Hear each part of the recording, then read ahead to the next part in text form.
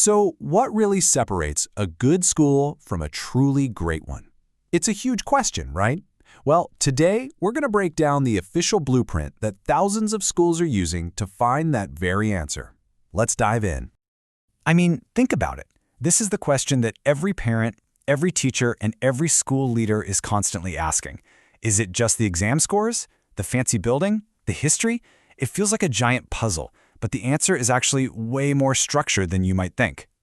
Because while top marks are obviously great, they're really just one piece of the picture.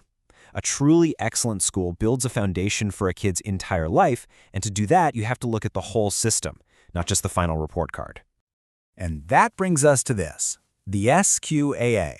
That stands for School Quality Assessment and Assurance. Now, this is the CBSE's official comprehensive guide. But it's not just some checklist they have to tick off. Think of it more like a tool that helps schools take a good hard look in the mirror, figure out where they are right now, and then build a real roadmap for getting better. Yeah, blueprint is the perfect word for it. You have to think of the SQA less like a final exam with a pass or fail grade and more like an architect's plan. Its whole purpose is to guide the construction of a better, stronger learning environment from the ground up. And this gets to the heart of the whole philosophy. It's all about shifting away from that old model, the one where a school just waits for an outside inspector to show up and then scrambles to make some quick fixes. The new model, the TO, is all about empowering schools to drive their own change through deep, continuous self-assessment. It's not about patching holes, it's about a complete transformation of the whole school. So, you might be wondering, how does a school actually measure its progress on this journey?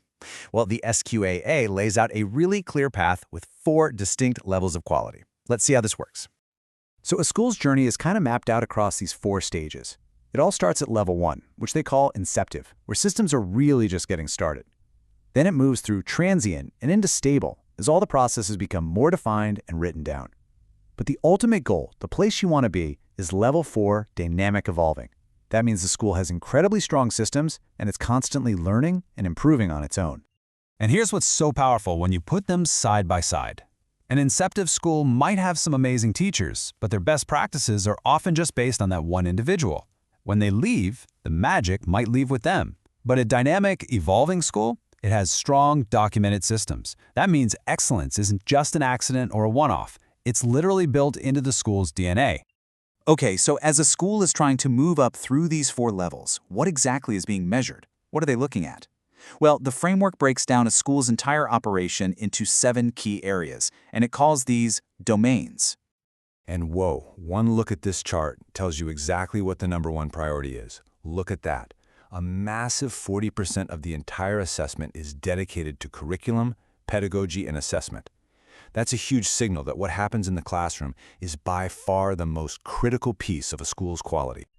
But it is incredibly comprehensive. It's not just the classroom stuff. The framework looks at everything: the school's infrastructure, its human resources, how well it implements inclusive practices. It even dives into management, leadership, and, get this, beneficiary satisfaction.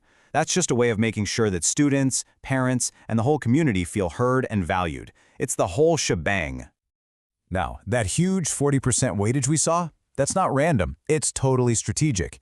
It lines up perfectly with the goals of the National Education Policy 2020, which is all about shifting the focus to high-quality educational outcomes. The message is loud and clear. Great buildings are nice, good resources are important, but they all exist to support great teaching and great learning. And listen, these domains aren't just some vague, fluffy ideas. The standards get incredibly specific and practical. Just take a look at this standard from the infrastructure domain. It's not just, does the school have toilets? It's, are they adequate, separate, functional, and clean for girls, boys, and the third gender? That's the level of real-world detail we're talking about. This table is the perfect way to see how it all comes together. Let's just track one standard, improving student attendance. At level 1, a school is basically just identifying who's absent. But by the time it reaches level 4, that same school has systems in place to make sure attendance is at 90% and that they have a goal of 0 dropouts. You can see that clear, measurable journey from a simple action to a world-class outcome.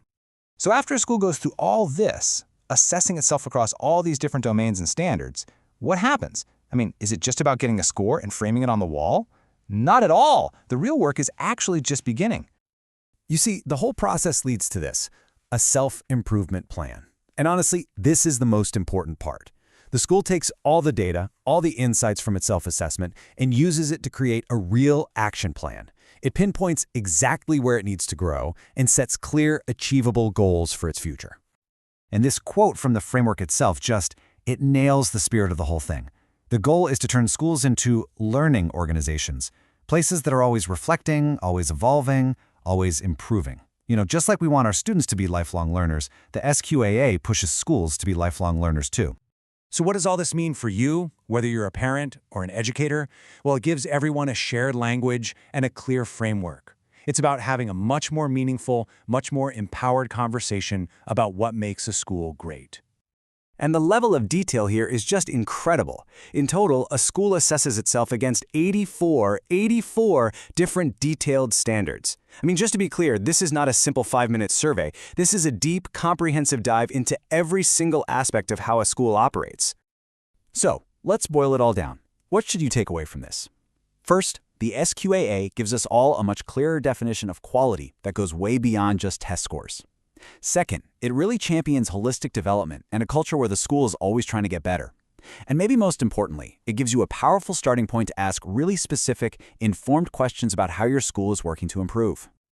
Knowing this blueprint really empowers you to be an active partner in education. So instead of only asking, how are the exam results, you can now ask things like, what level is our school at for inclusive practices? Or what are the top priorities in our school's self-improvement plan this year?